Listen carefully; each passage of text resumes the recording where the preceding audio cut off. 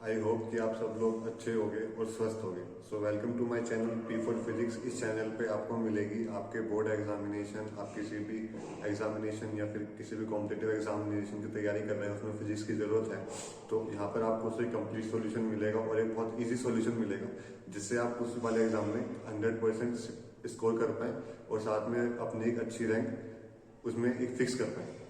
तो अभी जो हमने सीरीज स्टार्ट कर रखी है उसमें हमने अभी तक पढ़ा कि इलेक्ट्रोमैग्नेटिक इंडक्शन क्या होता है, और फिर हमने वहां से पढ़ा फ्लक्स क्या होता है। फिर हमने पढ़ा कि फ्लक्स के बहुत सारे वेरियस मेथड्स हैं जिससे हम फ्लक्स को बदल सकते हैं।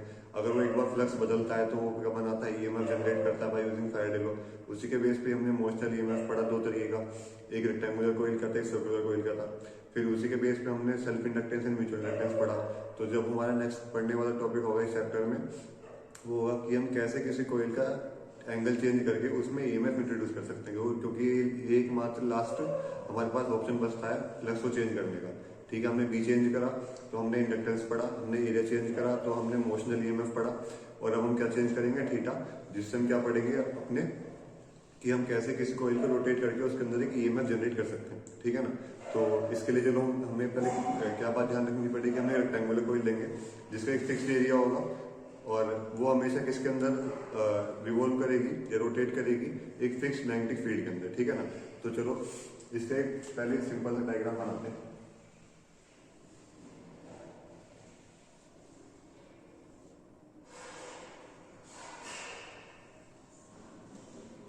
ये थोड़ा गलत बन रहा है उससे, इसको ऐसे मिटा देंगे यहाँ से और फिर हम एक ऐसे कॉन्केव शेप की मैग्नेट बनाएंगे।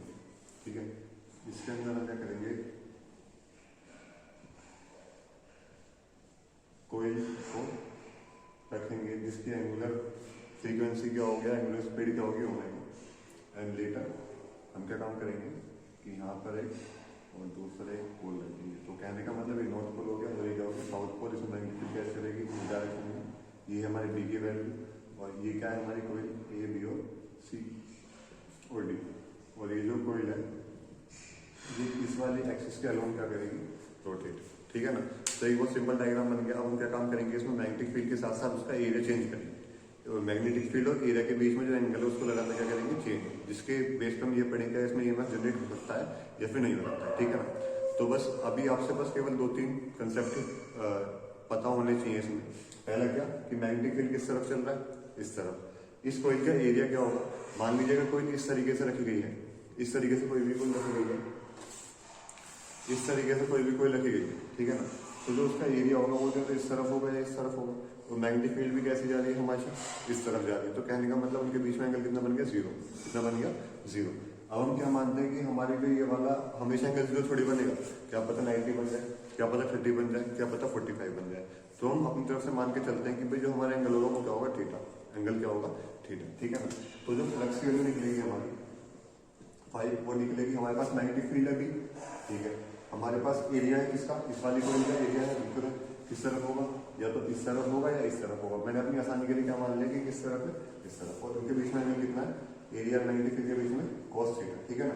हमने थीटा का एक फॉर्मूला पढ़ रखा है एंगुलर फ्रीक्वेंसी के टर्म में, ओमेगा इनटू टी। क्या पढ़ रखा है, theta equals to omega into t. ठीक है। तो यहाँ से देखो फाई की वैल्यू क्या निकलेगी हमारी, B A into cos omega T.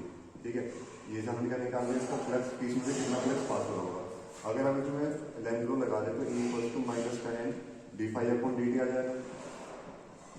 N number of terms में कोई डी की जगह डी आ गया, टी की जगह टी आ गया और फाई की जगह क्या आ गया, बी ए कॉस ओमेगा टी। ठीक है। तो माइनस का एन, बी और ए कॉन्स्टेंट है तो बाहर आ जाएंगे। अब डेरिवेटिव किसका होगा, cos omega T. Cos omega T का डेरिवेटिव आप याद कर लो, क्या होता है, माइनस का साइन ओमेगा टी, और ओमेगा टी का क्या होगा, ओमेगा। तो हमारे पास क्या बन गया, N B A omega sine omega t. तो कहने का मतलब इसमें ईएमएफ जनरेट हो सकता है, बिल्कुल हो सकता है। क्यों, क्योंकि थीटा लगातार क्या हो रहा है, चेंज। जब हमने थीटा का डेरिवेटिव करा था हमें एक नई इक्वेशन मिली जिसको बोलते हैं N B omega sine omega t. तो यहाँ से ई की वैल्यू में लिख दूँ E equals to E max, और क्या लिख दिया, साइन ओमेगा टी। और यहाँ पे ई मैक्स की वैल्यू क्या होगी हमारे हिसाब से, एन बी ए इंटू ओमेगा।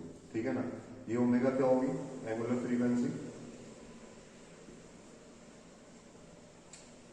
ठीक है, और जिसकी यूनिट क्या होगी, रेडियन पर सेकेंड, ठीक है ना। अगर वो हमें लीनियर फ्रीक्वेंसी दे म्यू, ठीक है, तो हमारा फॉर्मूला क्या बनेगा, E max equals to N B A omega की जगह क्या जाएगा 2 पाई म्यू, और न्यू की वो क्या होती है यूनिट, रिवॉल्यूशन पर सेकंड, ठीक है। तो इस तरीके से हम निकाल सकते हैं कि हमारा ईएमएफ कितना होगा कितना नहीं होगा। यहाँ पर हमें एक बात समझनी पड़ेगी, जो मैंने यहाँ पे ई मैक्स लिखा है, क्या लिखा है, ई मैक्स। ई मैक्स का मतलब होता है कि इस वाले कोइल में इससे ज्यादा कभी भी ईएमएफ नहीं बन सकता। उसका मतलब तुम देखोगे अब क्या होगा कि जो साइन थीटा की वैल्यू है वो मैक्सिमम कब होती है 1, मिनिमम कब होती है 0, क्या होती है 0। अच्छा -1 भी तो कम हो सकती है, पर उसको हम कम इस वजह से नहीं मानते हैं क्योंकि अगर -1 हो गया तो ई की वैल्यू नेगेटिव आ जाएगी। कहने का मतलब 0 तो नहीं है, बस इन अपोजिट डायरेक्शन में है। तो अगर करंट या इस तरफ से इस तरफ चले या फिर इस तरफ से इस तरफ चले, मानो तो करंट ही जाएगा बट डायरेक्शन तो नेगेटिव है। तो कहने का मतलब ईएमएफ की वैल्यू मिनिमम कब होती है 0 पे, मैक्सिमम कब होती है तो -1 या फिर इस पे +1, ठीक है ना। उसका मैग्नीट्यूड देखा जाता है, ना कि उसकी पोलैरिटी, पॉजिटिव और नेगेटिव। ऐसा करंट भी निकाल सकते हैं। तो करंट की वैल्यू क्या होगी, आई की वैल्यू होगी E/R। तो E का मतलब ईएमएफ कितना आ गया, N B A omega sine omega t upon R. तो ये किसकी वैल्यू निकल गई मेरी, आई की, ठीक है ना। सिमिलरली हम पावर भी निकाल सकते हैं, पर इतना आपसे कोई पूछेगा नहीं। आपको बस क्या बात याद रखनी है कि इसमें ईएमएफ कितना बनेगा, इसमें करंट कितना बनेगा, ठीक है ना। तो यहाँ पर बोर्ड के हिसाब से हमारा सिलेबस खत्म ईएमआई का। अब आपको इसके ऊपर न्यूमेरिकल करना है। अगर आपको इस वाले टॉपिक में किसी में भी कोई कुछ दिक्कत है तो आप मुझे प्लीज कमेंट करें और ज्यादा से ज्यादा इस वीडियो को शेयर करें, जिससे आप और आपके साथ के जो स्टूडेंट हैं, आपके जो साथ के जो फ्रेंड्स हैं, वो ज्यादा से ज्यादा नंबर स्कोर कर पाए और अपना फायदा उठा पाए, जिससे कि आपको फिजिक्स बहुत आसान लगे। क्योंकि मेरा मोटिव बस एक ही है कि आप सबको फिजिक्स बहुत आसान वे में और बहुत जल्दी पढ़ाना। तो थैंक यू।